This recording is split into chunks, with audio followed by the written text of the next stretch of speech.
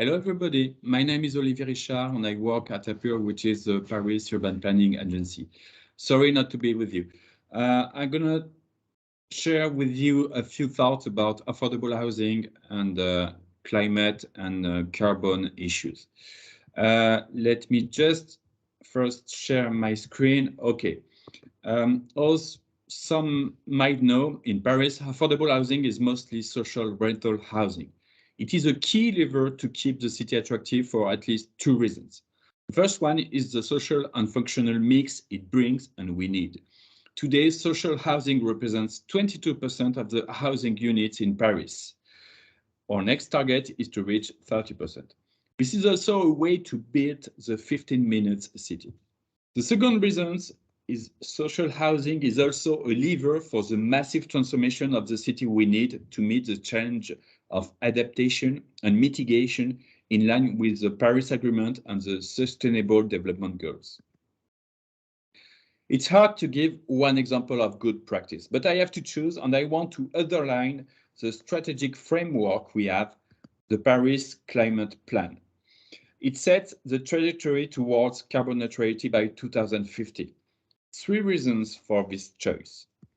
It is an ambitious strategy. We need that. It implies a profound change of our ways of doing things. First of all, we must be more sober at every level in our behaviors, but also in our collective actions.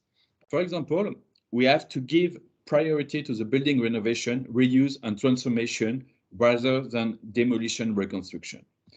Second point is that this is a global strategy. Its 500 various actions concern many fields: building renovation, summer comfort issues, energy production, nature, urban cool islands, management and optimization of waste, water, and all resources we need, etc., etc. Last point is that social housing is a lever to experiment and now generalize these actions. In the last decades, 50,000 social units have been renovated. The result is a decrease by 56% of greenhouse gas emissions, and we learned from this. And it is useful for accelerating the eco-renovation for all buildings, because in a city like Paris, the real issue concerns existing buildings, existing stock. One of the main challenges is probably to make sure that the reality corresponds to the expectations when, for example, million euros are spent on building renovation. For that, two issues to consider. First, optimizing the renovation by fitting the objective to the reality of the building and its specifications.